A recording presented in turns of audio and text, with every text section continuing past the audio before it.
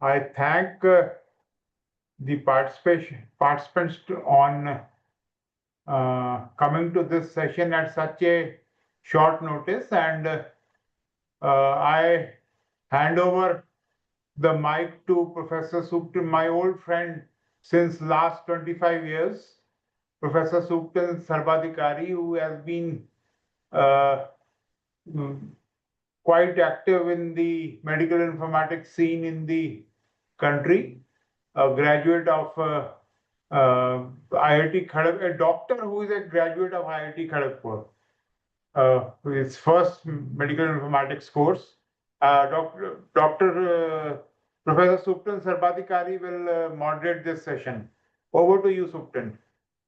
Thank you very much, Professor Sanjay. I mean, yes, we have been in touch for more than a few decades, so definitely it's a pleasure to reunite. Uh, I think we welcome everyone, and today it's really a great honor that such a senior person, Professor Dr. Santanu Tripathi, is here to share his thoughts on medication reconciliation, review, and feedback. And he has conceptualized a strategy for ensuring patient safety and treatment effectiveness. So his background, he is essentially from clinical pharmacology, and often people are not sure what exactly can a clinical pharmacologist bring to the table. How can they really help the patients who are seen by other disciplines, doctors from various other disciplines? So Professor Tripathi has actually gone very deep into it. He has started also this clinical pharmacology departments in various institutes where he has been leading. And I think it will be nice to hear from him. So over to you, Professor Tripathi. Let's hear. Thank you very much, Dr. Sarvadikari and Professor Sanjay. It is an honor, and I am privileged to be with our participants today, audience, and I'll try to share with you some of our thoughts in reference to how treatment by patients who are receiving medicines, how that can be optimized by critically looking into the prescriptions, particularly when the number of prescriptions is more than one, and when the patient is taking polypharmacy. Polypharmacy means 5 or more medicines trying to consume at the same time, or 5 or more medicines per day. Uh, the title is this: Medication Reconciliation, Review and Feedback, a strategy for ensuring patient safety and treatment effectiveness. But most of the slides, they are actually oriented towards elderly patients.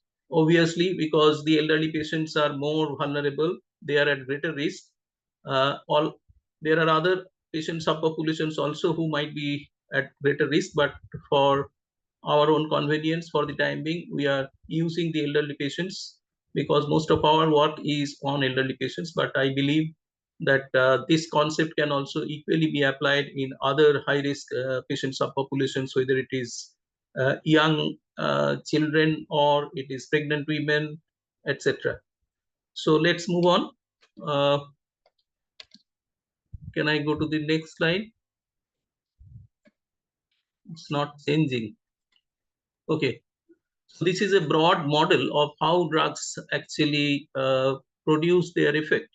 When we administer medicines or when we consume medicines, basically the purpose is we are trying to fix the problem in the patient, and depending on which system is affected, and we take the medicine most of the time by systemic administration, by which we mean actually taking it orally or by injections, etc. The other kind of administration is local application. So, but most of the medicines, they are taken systemically because they are trying to actually benefit patients who are suffering from diseases of different systems: cardiovascular, renal, or gastrointestinal, or neurological system when they are affected. And we expect that by using medicines properly, we'll be able to fix this problem. But then the issue is the problem might be there uh, in the knee or in the heart, but then when we are taking medicines, it is reaching blood, and blood is carrying the medicine to the target site where the problem lies. But blood is non-selective, it is not a very good courier, so it will not only take the medicine to the target site, but it will also carry the medicine to all other sites where its presence or its delivery is really not intended. But because it is reaching there, all the non-target sites, it will also create problems there because they are healthy tissues. So interaction of the medicine with those healthy tissues, that they will create problem. That's the reason why we experience side effects, adverse effects of drugs. And the job of the physician is actually to balance that how much benefit we can actually accrue against or at the cost of how much adverse effects or how much acceptable risk. That is the purpose of success in pharmacotherapy. But then all medicines which are administered systemically, it will reach blood, and then again different patients or different person will respond differently based on their genetic makeup. So there is a concept of genetic polymorphism also. But in general, we believe that when we prescribe, when we treat, we take it for granted that we expect that most of them will be behaving almost in the same manner. But that's the reason why we need to constantly monitor the response of the patient, and accordingly we'll also try to tailor the drug and the drug dosage as per the need of that particular patient. So this concept of pharmacokinetics, that is movement of the drug after it is administered, how the drug is absorbed from the gastrointestinal tract when you are giving it orally, how it is distributed in the whole system, different systems, how the drugs are metabolized or metabolically inactivated, and then how the drugs are excreted from the system. So during its sojourn, during its stay in the system, it will do whatever it can do, good or bad, and after a certain time, it will be also thrown out of the body.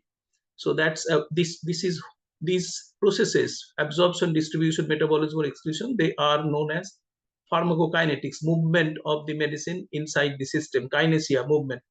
And then it is reaching, while it is in the body, it is reaching to different sites, target or non-target, and there it is activating, it is actually interacting with the cells and tissues, organs, with the help of stimulating the receptors or ion channels, enzymes, immune system, and thereby it is producing some activity, some changes there, that is dynamicity, dynamics, pharmacodynamics, good or bad.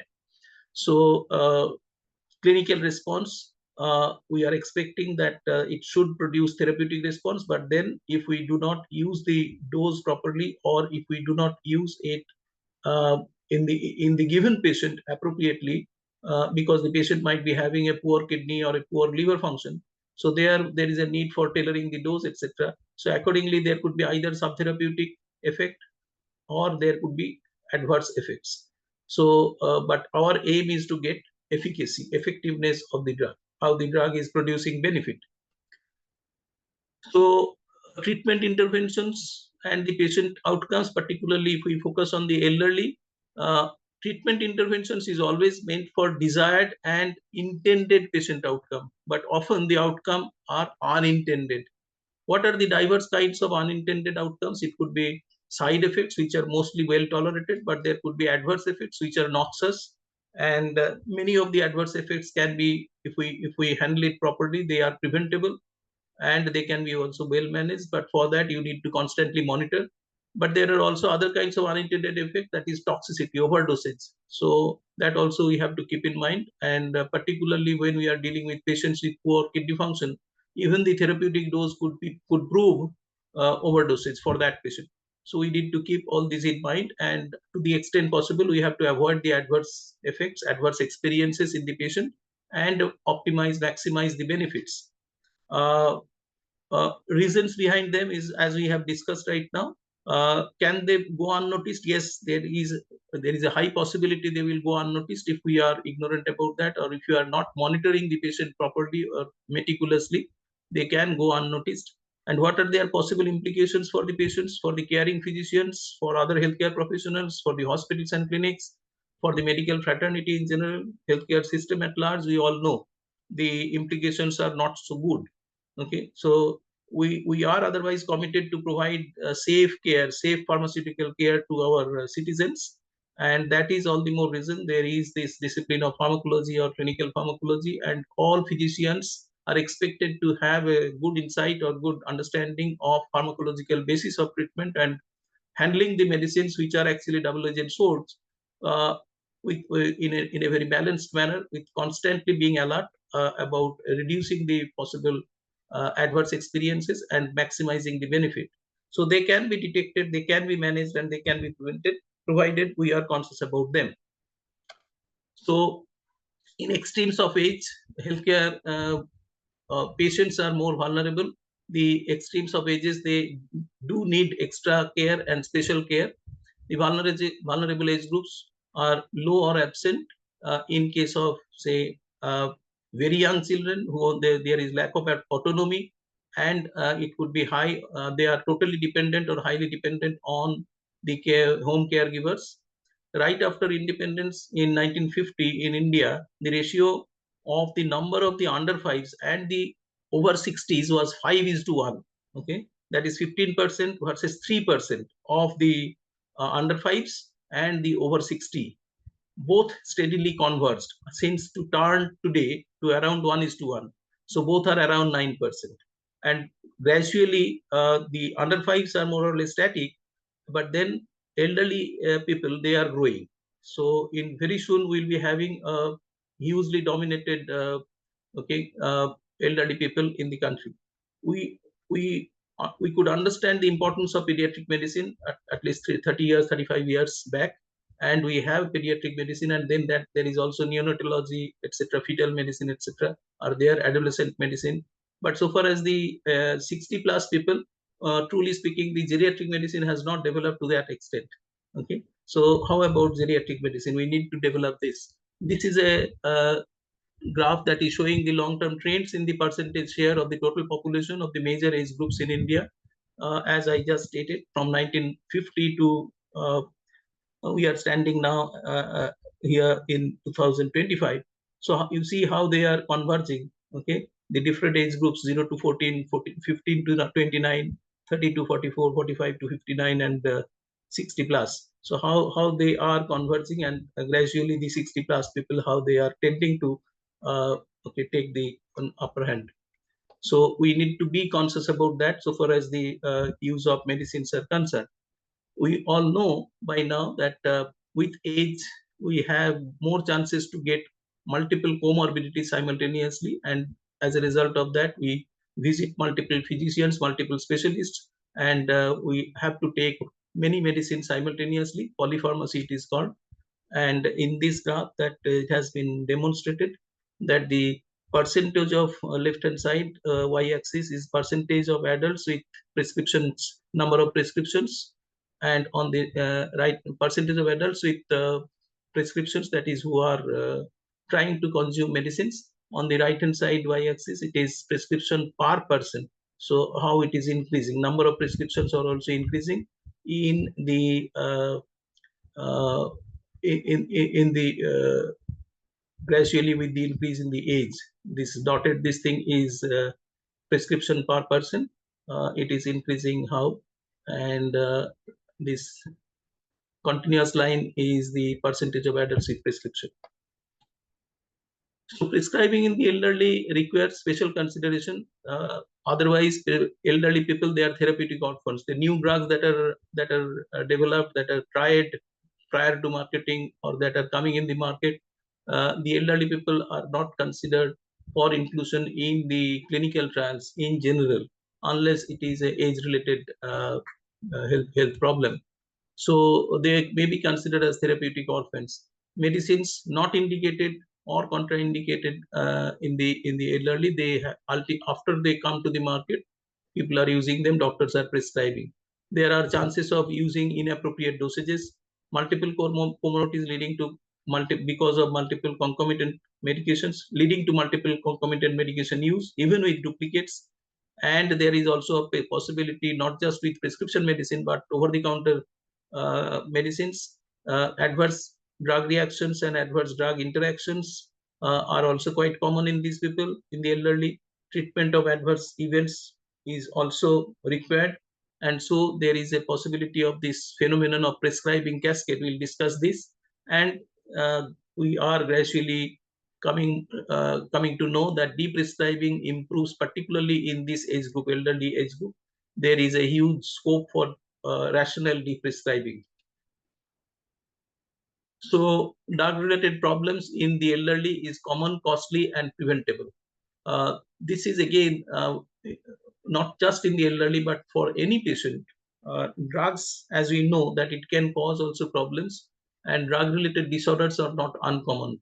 So any patient coming to any doctor, the doctor tries to diagnose first and then start the treatment.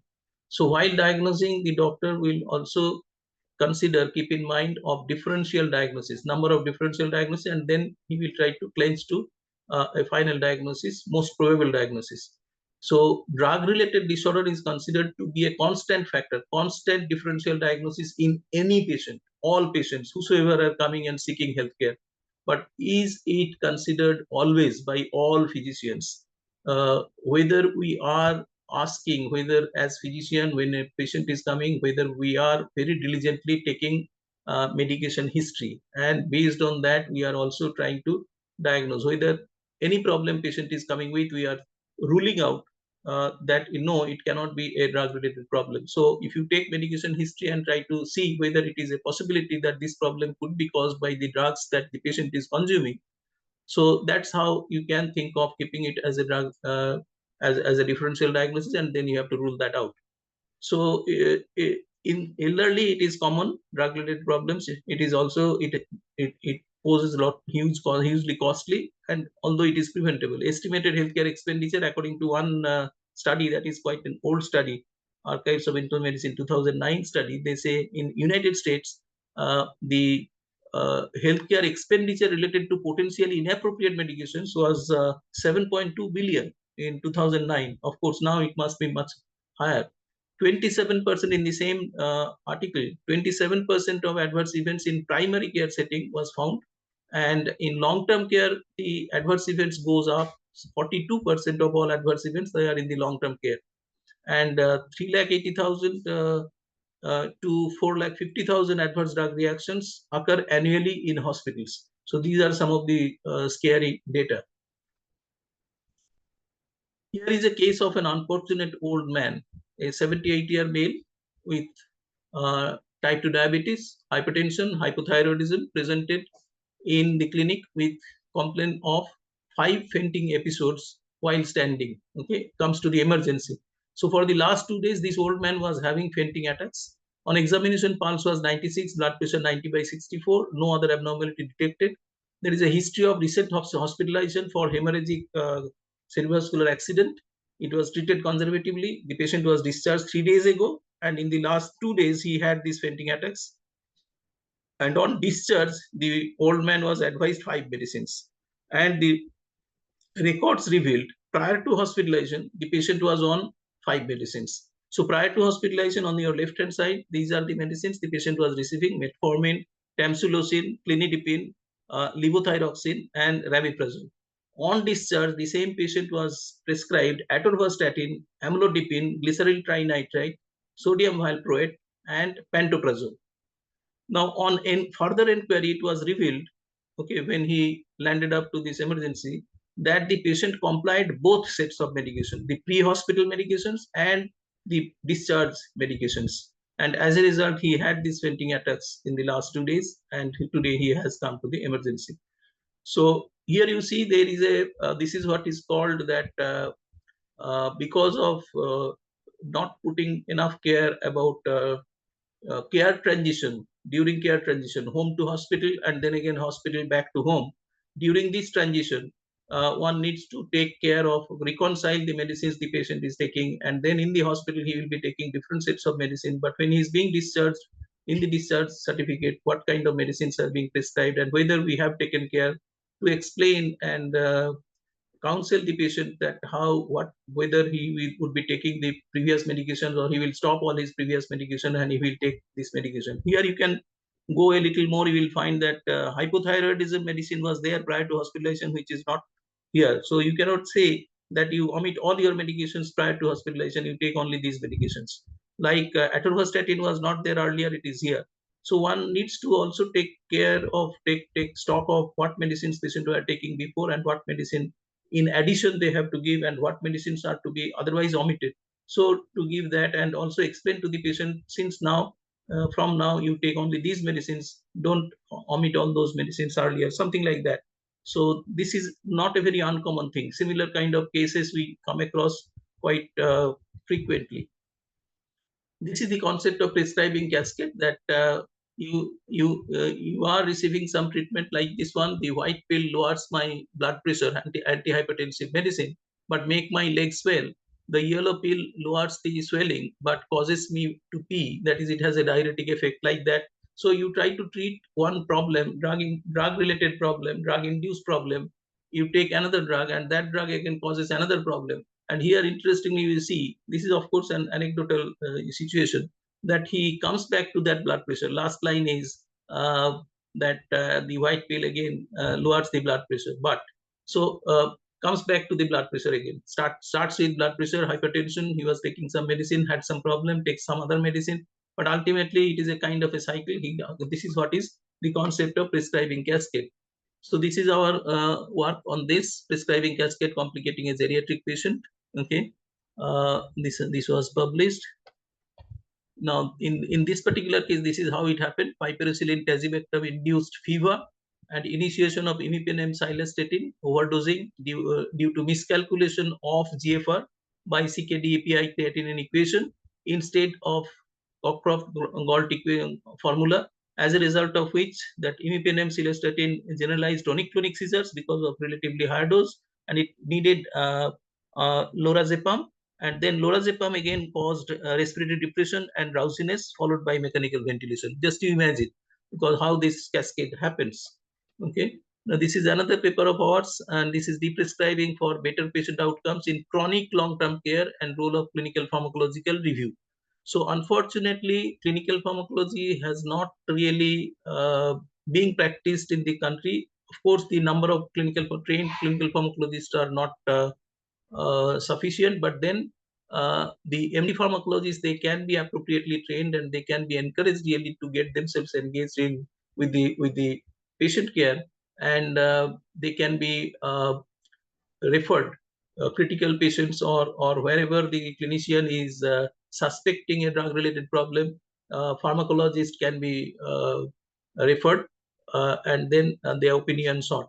So in this particular case, okay, you see that deprescribing was done to perfect balancing in favor of better benefit. Deprescribing is the planned and supervised process of dose reduction or stopping of prescribed medicines aimed at correcting inappropriate polypharmacy and improving patient outcomes. Informed reconciliation for potential deprescription need deprescribing need should be a norm in all patients. Okay, so these are the recommendations of given in this that was in the American Diabetes Association. These recommendations say consider assessment of medical, psychological, functional, self-management abilities, social domains in older adults with diabetes to provide a framework to determine goals and therapeutic approaches for diabetes management. This is class B evidence. Okay.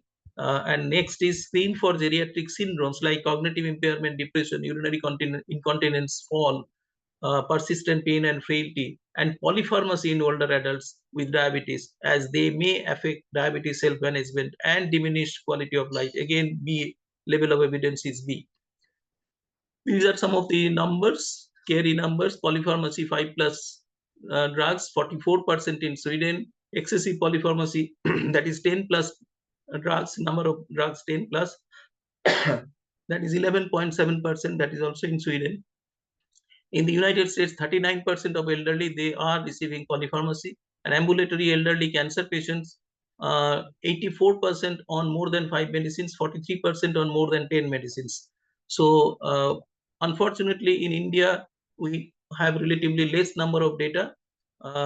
In older population, pooled prevalence of polypharmacy in India is 49%, and hyperpolypharmacy that is more than 10, etc., they are calling it hyperpolypharmacy. 31%. Potentially inappropriate medication use is 28%. So there are more and more study are being conducted in India also, and we are more or less qualitatively similar kind of data are coming. This is another study in diabetes care, increasing medication use and polypharmacy in type 2 diabetes. This is a Danish experience to 2000 to 2020. And these are the results. Conclusions I read out. Medication use and polypharmacy have increased among patients with type 2 diabetes. Although the implications and appropriateness of this increased medication use are uncertain, the results stress the increasing need of healthcare professionals to understand the potential risks associated with polypharmacy, including medication interactions, that is drug interactions, adverse effects, and over and under prescribing. So this is, you see that the lifetime risk of polypharmacy was substantial, 89% in this particular study, and more than 5 medications at some point was 47%. So what is polypharmacy then? Concurrent use of multiple medications, more than 5, but there is a fallacy in this, particularly in India, because we have so many fixed dose combinations we use. Our market is flooded with that.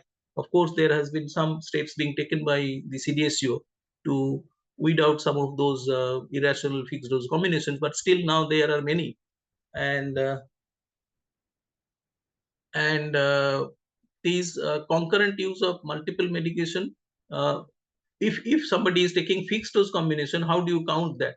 If it is having 2 medications together, okay, fixed dose combination, then the number of 5 medication use, then it will be counting will be difficult. So whether it is number of medication or number of medication formulation, so this becomes a little tricky. But then internationally it is still defined as more than 5 or equal to 5. That is called polypharmacy.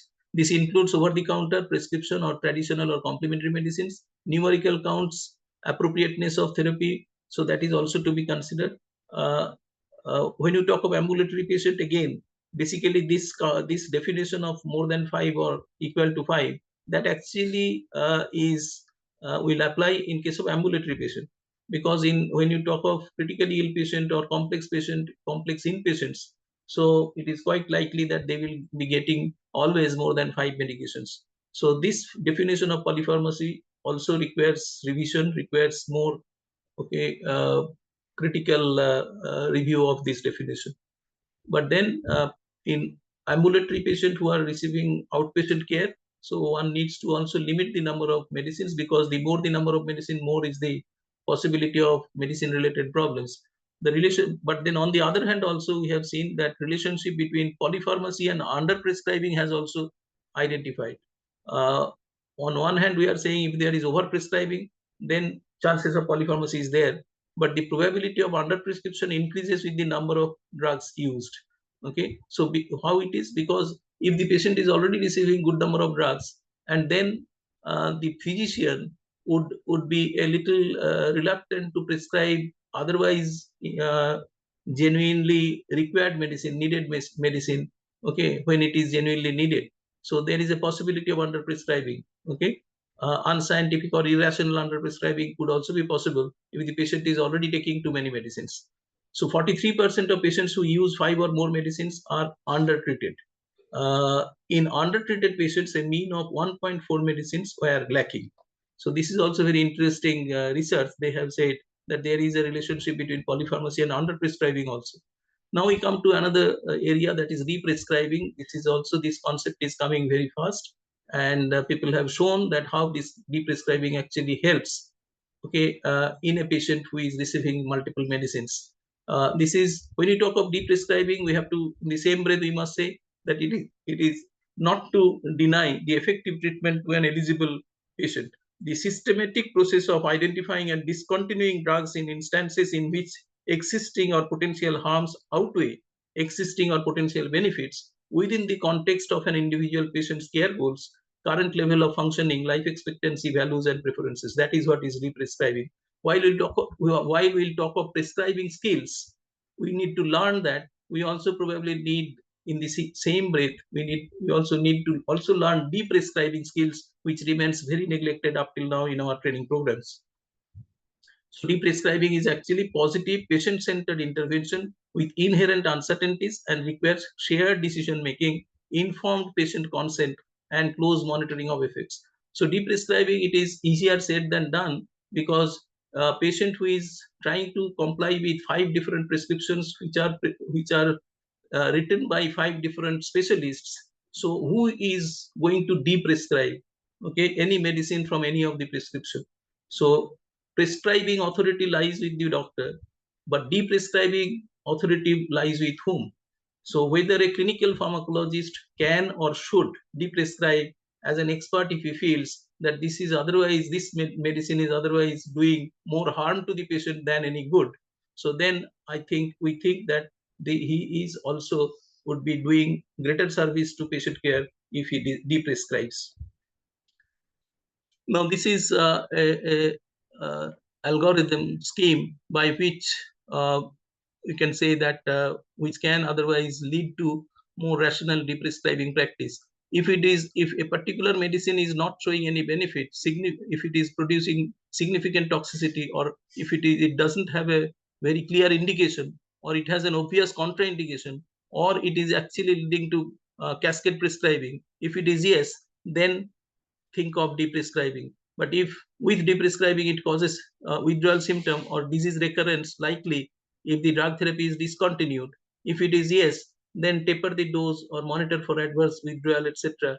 And then symptoms, if the symptoms are stable or non-existent, then if it is yes, then go to discontinue the drug therapy. So like that, it is a guidance algorithm which will help in the deprescribing practice in a prescription or in multiple prescription for the same patient. For each drug, one has to reconcile whether it merits deprescribing, okay, deprescription, if we can follow safely this kind of an algorithm. And I was just wondering whether this could be also we can think of, okay, creating some kind of automated, okay, artificial intelligence solution which can help, that if we give the patient background, and then if we give sufficient authentic inputs, then whether the tool can actually guide us, yes, this merits the prescription, and then safely we can do that.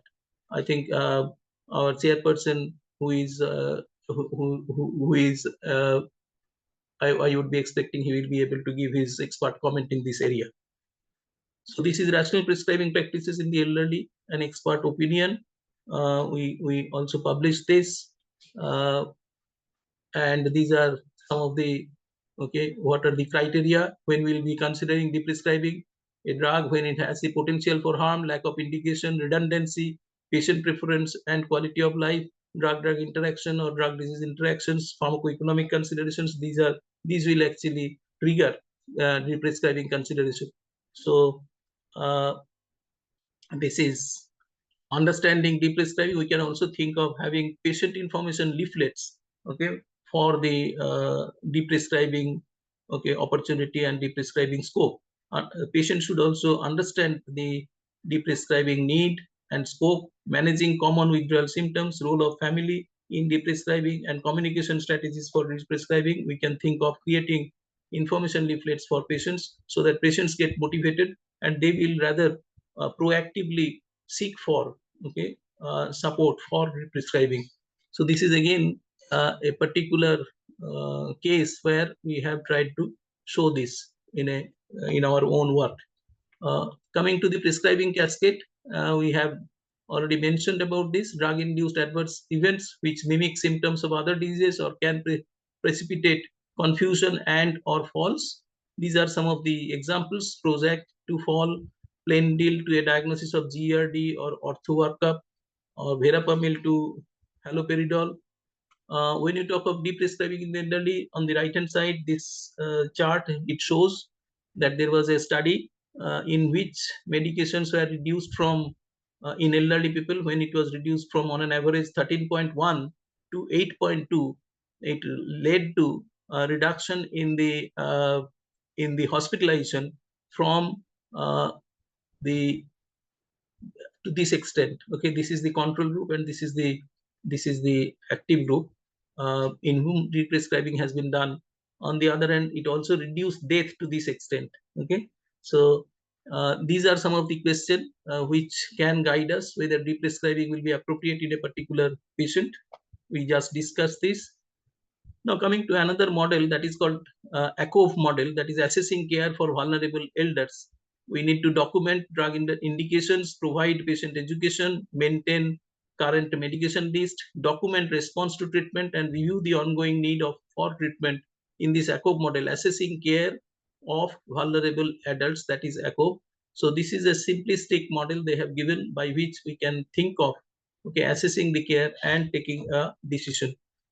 These are a list special medication risks in the elderly. Some of the commonly used medication, the classes which has a higher probability, higher propensity to cause problems in the elderly people. Benzodiazepines, long or short acting benzodiazepines lead to risk of confusion, falling drug dependence. Non benzodiazepine, avoiding, we should avoid chronic use. We should rather more focus on the behavioral management. Similarly, opioids, risk of falls, fractures. When you are prescribing tramadol, you have to keep in mind about creatinine clearance. If it is less than 30, then the seizure risk is increased. Neuropathic pain alternatives like this. So I'm not going into each detail, but then OTC sympathomimetic stimulant effect can lead to insomnia, anxiety, agitation in the elderly. So it goes on, the list is quite long. So these kind of lists also help us in quickly identifying whether this kind of medicine feature in a prescription of an elderly. This is coming to some of the another concept, that is trying to see certain group of drugs which are commonly associated with adverse drug events in the elderly. One of the important group is anticholinergics, anticholinergic drugs. Okay, besides of course opioids, NSAIDs, benzodiazepines, cardiovascular drugs, CNS agents, and musculoskeletal agents. Okay, uh, there is a concept called anticholinergic cognitive burden scale. Okay, anticholinergics affect cognition and hence pose greater risks in the frail elderly. It can cause, anticholinergics can cause confusion, fall, fracture, hospitalization, death. Anticholinergic cognitive burden scale is used to minimize such risk. The idea is to add up ACB scores, anticholinergic burden scores, for of all drugs being taken. If the sum of the scores is 3 or more, then medications with lower anticholinergic burden scores might be considered to lower the overall cognitive burden, and consequent risk is lowered. So we must remember that while we know frankly anticholinergic drugs, like drugs that are otherwise will be antagonizing or that will be blocking the cholinergic receptors, they are anticholinergic, classical anticholinergics. But there are many other drugs which otherwise will be having anticholinergic property. So there is a huge list of these drugs, and you see that 3 columns. The first column are the list of drugs, starting from this alprazolam, atenolol, bupropion, okay, uh, codeine. So these are the drugs, quite commonly used drugs, which they are not anticholinergic drugs, but they have anticholinergic side effects. So, but they have a anticholinergic burden score of 1. That is mild anticholinergic effect. This second column is a moderate anticholinergic effect. Some of the commonly used drugs, belladonna alkaloids, they are of course frank anticholinergics, but carbamazepine, like cyclobenzaprine, like loxapine, cyproheptadine, that meperidine, which is pethidine basically. Okay, so these are anticholinergic score is 2, and this list, right hand side list, anticholinergic score 3. So any patient who is atropine is a frank anticholinergic, but benztropine, like doxepin, like dicyclomine, which is a very common drug which is used in pain abdomen. So these have high anticholinergic score. Okay, so we have seen that like this is again a case study. It will take more time, but this case study, you see the same patient, fractured neck femur, he is admitted for open reduction and internal fixation, and he was getting this medicine when he is okay admitted, and he was also on hydroxyzine. Apart from these medicines, last 15 days he had 3 episodes of fall, and then when it was reconciled and reviewed, there are certain tools also. This tool is already available, antibody burden scale. So this tool is telling that your patient has scored more than 3, and it is therefore advisable that the patient is having confusion and fall. They are at greater risk of confusion, fall, and death. So please review the medications, and if possible, discuss this with the patient and or the relatives and carers. Please consider if any of these medication could be switched to a lower risk alternative. So that is precisely what was done in this particular case, and the patient was also counseled. Now this is another scheme, another guidance. Okay, tools. Some of the tools for identifying potentially inappropriate prescribing in the elderly. This is BR's criteria. This is inappropriate prescribing in the hospitalized elderly. Then screen tool for old persons potentially inappropriate prescription, that is top tool, STOPP. And then screen tool to alert doctors to the right treatment, that is start tool.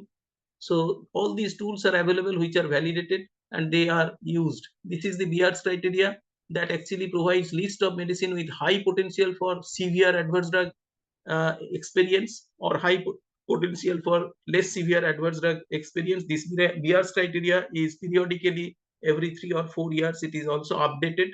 Okay. So while we are doing review of prescriptions of an elderly person, we can also refer to this BR's criteria, updated BR's criteria, and according to try to assess the risks involved. Okay. These are the stop and start, which are new validated reliable systems based on the criteria for potentially inappropriate medicines. Okay. And rigorous application of stop and start improves medication appropriateness and probably preventable adverse drug events. This is another steps to curb irrationality. Identify all medications. These are some of the general guidelines. Identify all medications by brand name and generic name and drug class. There is a system called brown bag system, where all medicines at each visit, the patient will be carrying all the medicines he is consuming while he is visiting his physician, keeping an accurate record. And to help the patient to get that kind of a comprehensive list is also some kind of service, which I think there is a case for that, which is otherwise missing at the moment. Uh, Check if all the drugs prescribed have a valid clinical indication. Stop any drug without known benefit. Consider what effect treatment has on the quality of life. Know if the side effects of the drug prescribed and what to expect from them. Understand the pharmacokinetics and dynamics. Substitute drugs within classes. Can eliminate drug interactions and adverse drug reactions. Treating adverse drug reactions, avoid prescribing cascade. One disease, one drug once a day would be a good policy, but always it may not be possible. But to the extent possible, there should be the goal. And start low, go slow, but go. So these are some of the guidelines. This is our what we think that we can help to a great extent. Clinical pharmacologist or medical pharmacologist can help. They can reconcile, review, and give the feedback to the patient directly or to the clinical colleague who had prescribed. Identify or directly also guide the patient for a better treatment optimization can be advised. Identify ways to reduce polypharmacy in the elderly, reduce use of potentially inappropriate medications in older adults, reduce use of over-the-counter medications in older adults, avoid drug-drug and drug disease interactions, adjust doses for renal and hepatic impairment, avoid therapeutic duplication. We have in some of our study, we have seen the same patient is receiving 3 different brands containing the same generic, and that is pantoprazole. So every day he is taking 3 pantoprazole without knowing, because it is in 3 different brand names. So we identified that, and we stopped immediately. We stopped 2 of them, and then after some time we also stopped the third long-term pantoprazole intake without any indication truly. So avoid prescribing to that to treat side effects, and another drug better replacing with the suitable example. This is the strategies to monitor the outcomes. Suboptimal intended and unintended outcomes are to be avoided. So valid clinical indications, PKPD rationale, right dosage regimen. In ambulatory patient, one disease should not require more than 2 medicines in general if it is not too complex a problem. Adherence is a big issue again. Patient safety issues are to be considered. Adverse impact on quality of life to be considered. And medication errors is another area. Transition of care, as we have discussed, one example. So we have discussed this. You can skip this. I think you can skip this. We need to educate older adults on how to safely and effectively take medicines. This is the levels of medication reconciliation. We should try to reach the highest level, that is level 3, clinical medication review. These are some of our work. Association between polypharmacy and cardiovascular autonomic function among elderly patients in an urban municipality area of Kolkata, a record-based cross-sectional study. So 305 patients, average age is almost 69.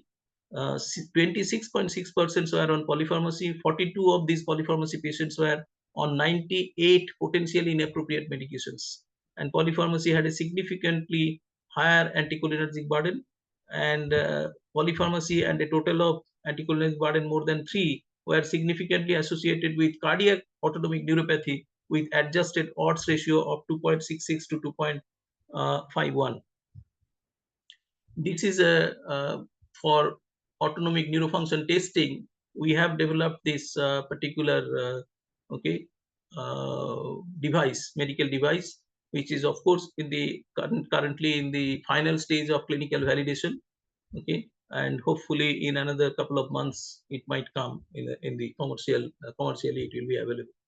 So where we can use it otherwise takes around 20 minutes, and a doctor can keep it in his own clinic, and support staff can take this thing, reading by using this, and the report comes automatically from the machine, printed reports. So this was we had presented polypharmacy, paper on polypharmacy and deprescribing high cholinergic burden medications in elderly. This is improving medication adherence in geriatric diabetes patients, factorial randomized controlled trial. Okay, so these are some of our findings. Medication adherence device. We also had a medication adherence device generated, which has already come in the commercial. This one, Medpar, which has already come in the commercially available now. It is mainly for the elderly people. This is a study. This study, association between polypharmacy and cardiovascular autonomic function. We have just discussed this. These are some of the findings in the same patients. This is another study, anticholinergic burden in geriatric patients attending clinical pharmacology clinic. We now, since 2015, we started this clinical pharmacology clinic at School of Tropical Medicine. Then we also have from 2020, we started clinical pharmacology clinic at Arjikar Medical College, and also in Indira Gandhi Institute of Medical Sciences in Patna. So there also we have started this clinical pharmacology clinic. This is the concept actually. This is a transformative approach, clinical pharmacology reconciliation, review and feedback in the elderly care. So that we had published. So that's about it. I have not kept the take-home message, otherwise bullet points, but I hope that we have understood the concept by now.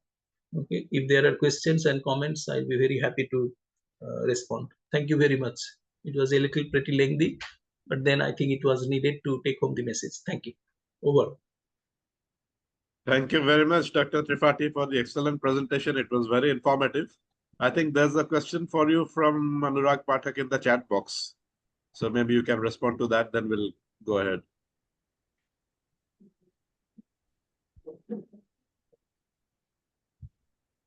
Yeah. How can an MD pharmacologist be trained while working? Okay. Yes, I think unfortunately in our MD pharmacology curriculum, although there has been some mention about the clinical pharmacology is also one of the 4 papers, but unfortunately most of that knowledge we try to learn within the 4 walls of the classroom. I think the training needs to be integrated with direct patient care. The the pharmacologist, MD pharmacology residents, they need to also spend time in hospital, going to the other side of the thing in the wards, interacting with the clinicians. This is on one hand, but at the same time, we should also try to establish in our own hospital, when we are during the 3 years, we are trying to get ourselves trained. that medical pharmacologists, they also have something to contribute in optimizing patient care. Okay, pharmacology is not a theoretical subject that we have to establish. Up till now, the curriculum that we are trying to honor in MD pharmacology, that is mostly experimental pharmacology, which has again gone to the shelves now. Okay, because of the ethical issues relating to handling of experimental animals in the country. But then, so far as clinical pharmacology is concerned, clinical pharmacology exercises, that is also quite uh, okay, minimum, at the minimum level. But then what I would impress, that we need to collaborate with our clinicians, trying to go to the wards, trying to understand whatever treatment is being given, whatever drugs are being prescribed to the patients. Okay, trying to understand that, and whether it is redundant, whether it is, what are the indications clearly, and how the patient is showing response, whether the patient is getting desired response, if not, why not, and how we can tailor the patient's treatment better, whether whether the patient is showing up with any adverse experience, identifying that at the earliest, and how the pharmacology department can also uh, provide lot of services, okay, meaningful services, by identifying the drug related problems early enough and bringing it to the notice of the primary physician who is prescribing, clinician, that whether the drug is to be withdrawn or dose is to be reduced or it has to be replaced, etc., etc.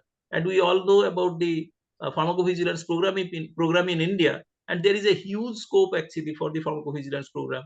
Okay, we have not actually exploited the even might be 10% of its potential. So unless we integrate with the routine clinical care services, okay, it is just mechanically to get up some of the adverse effects, adverse drug reactions, and reporting it to the, okay, database. Such a hugely populous country, India, and the number of adverse drug reactions reported is only minuscule, okay, given the population.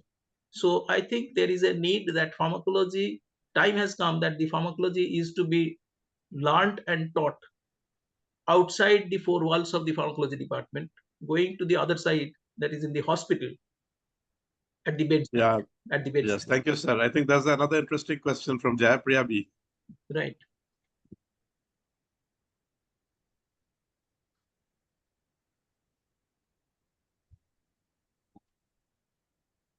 How far you are able to, what is that? Deprescribe. Deprescribe. Yes. Okay. We are doing, of course, this is actually our dream, that we will be not just deprescribing, but otherwise also the different other strategies that we have said. Deprescribing is only one part of it, but otherwise critically looking into prescriptions. And our dream is actually that to create, actually we are trying to have a online consultation platform where we'll be also inviting medical pharmacologists with little bit of orientation. We'll try to have this, and particularly initially we'll try to have actually people who are on long term care. Okay, so somebody who is on long term care, okay, it is kind of the turnaround time could be 24 hours. By that 24 hours we'll be reading, we'll be trying to understand, we'll refer to the literature, we'll try to, okay, get reference, and then come back with a good advice. Okay, so patients on long term care, they might not require it immediately. We are not going into emergency acute management right now. Okay, although there is a huge need for clinical pharmacological consultation in critical care units, but for the time being we want to concentrate in long term care chronic patients, and trying to critically look into the prescriptions, and trying to understand. So we want to do it preemptively. We won't wait for the patient to experience serious adverse event and come to us. Preemptively we'll try to find out the risk, and then if we identify the risk, you can try to minimize that, you can withdraw, you can deprescribe. So we are trying our best to initiate the activity. Up till now it was in the research mode, but now we want to do it in service mode. Over. Yeah, I think that's an excellent thing. And what you said, the online platform, I think that would be very, very helpful.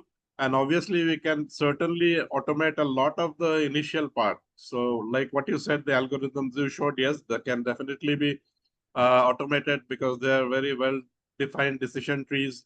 So, it can be easily done. And then, of course, we need to have some more databases because what one point which you rightly pointed out, we do have a lot of those fixed dose combinations. And even the brand names, if you look for any generic, even as for a single generic, there are so many multiple brand names.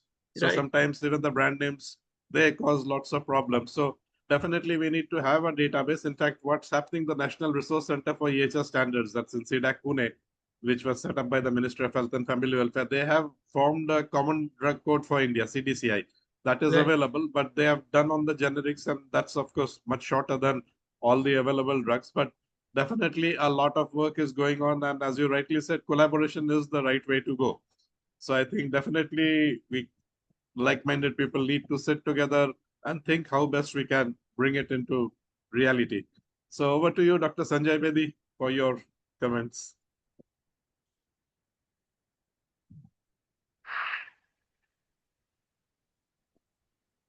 Thank you.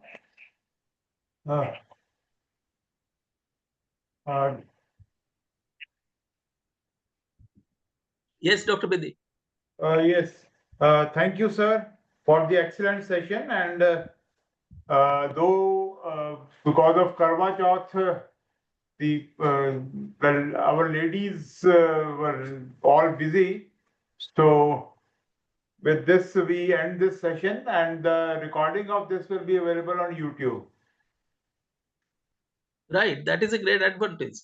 Okay. Yes. So that is the advantage of coming to your platform, that Yes. it goes in the archive, and Yes. people who are not attending today, they get the opportunity Yes. to experience this presentation maybe 1 year from now, 2 years from now. Okay. Yes. Recently, I And was fortunate people, yeah, to actually experience one session by Dr. Sarvadikari. Okay, it Yes. was really amazing. yeah. Yes. No, actually, people can also put in their comments, and we can definitely have a follow-up session later. And Yes. definitely we can interact with a much larger audience. Yes. Thank you. Thank you very much, sir. Thank you. Oh,